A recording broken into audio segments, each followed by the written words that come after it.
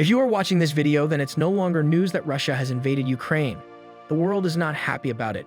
The media has been talking about it, and every nation in the world has shunned this move by Russia. Despite that, Russia was still stubborn enough to invade Ukraine by sending in their troops to attack.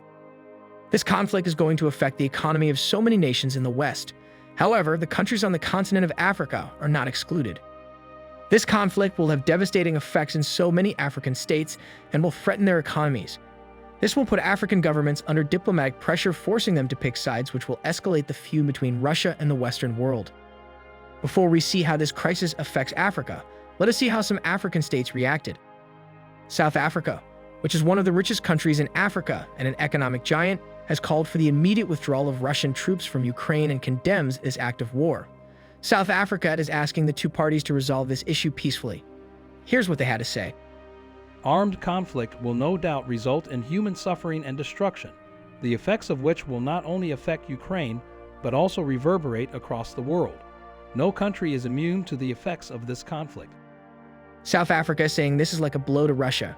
Given the economic ties these two countries have, Russia could only think of South Africa as an ally.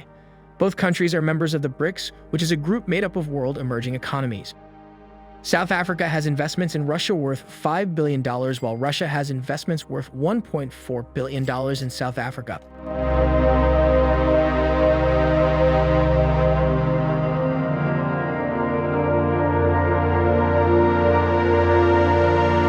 Kenya, the East African economic giant and a non-permanent member of the United Nations Security Council, has also condemned Russia for carrying out this act.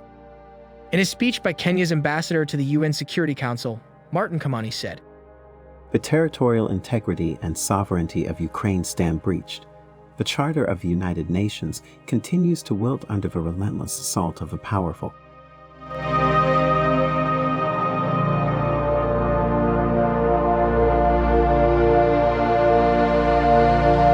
Gabon and Ghana are two other countries that are members of the UN Security Council.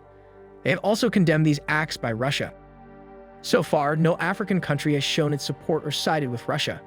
Not even the Central African Republic or Mali, despite the fact that Russian forces are in their respective countries trying to help the governments fight insurgencies. However, there are signs that Sudan might be in support of Russia. Immediately the conflict started, the military commander of Sudan, General Mohammed Hamdan Dagalo, arrived in Moscow. The main goal of his trip was to strengthen ties with Russia at a time when the junta has become a pariah in the West for impeding the transition to democracy following the overthrow of long-serving ruler Omar al-Bashir. In another statement, the Russian ambassador to the Democratic Republic of Congo promises them that Moscow is ready to help the country end armed violence in the east of the country, which has been going on for some time.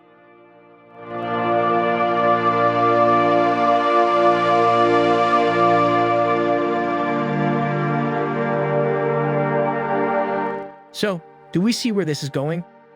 If you are still watching this video, it means you love our content. Why not take a second and hit the like button? This helps more people see these useful and informative videos.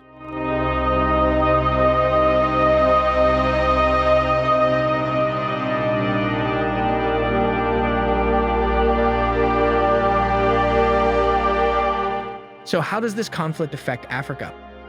Firstly, Russia controls 4.8% of the world's oil reserves, which produces about 80 billion barrels a year.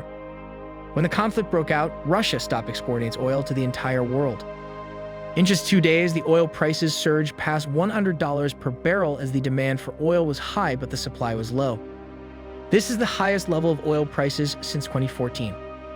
Oil-producing countries in Africa like Nigeria and Angola might definitely get a boost from this crisis, increasing the GDP of the respective countries. However, the downside is that the cost of transport across the continent will rise tremendously. We all know what happens when oil prices go up and transport increases. It will have a devastating effect on the prices of products. Charlie Robertson, who is a global chief economist at Renaissance Capital, once said, "It becomes a double whammy of potentially higher food prices globally and higher energy prices pushing up inflation. And when central banks respond by hiking interest rates, it becomes a triple whammy."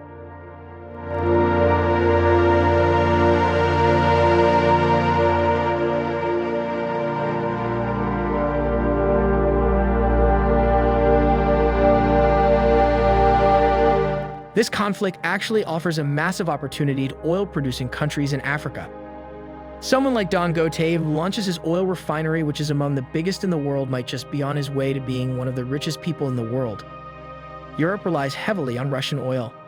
If the conflict escalates and Russia decides to do business only with China, the whole of Europe will have to rely on African oil.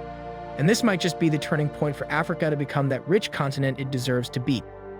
However, one of the biggest dangers Africa faces is the likely rise of the prices of certain commodities, such as bread. This is because Russia and Ukraine alone supply 30% of the world's wheat, which is used in making flour. We have seen how in the past just the increase in the prices of bread had caused political instability, especially in the Arab nations of Africa. Countries like Egypt, Algeria, Morocco, Tunisia, and Libya rely heavily on wheat, and this would have devastating effects if supplies have to drop and prices rise.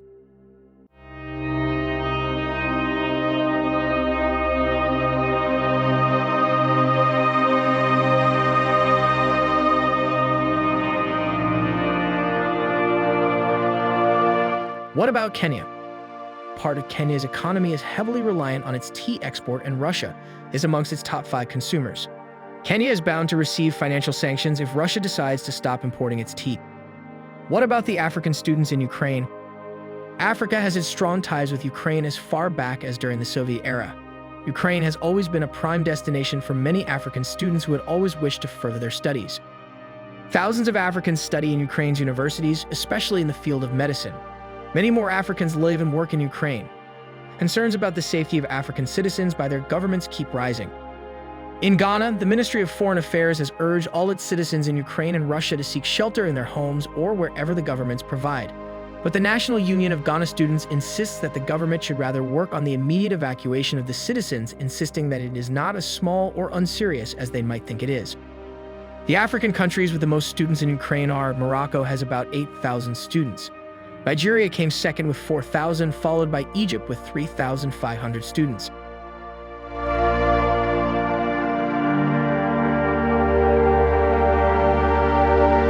Please, if you found this information useful, be sure to leave a like and subscribe to our channel. We bring fresh content every now and then. Are there any effects of the Russia-Ukraine war you think we've left out? Let us know in the comments section below. Thanks for watching. See you in our next video.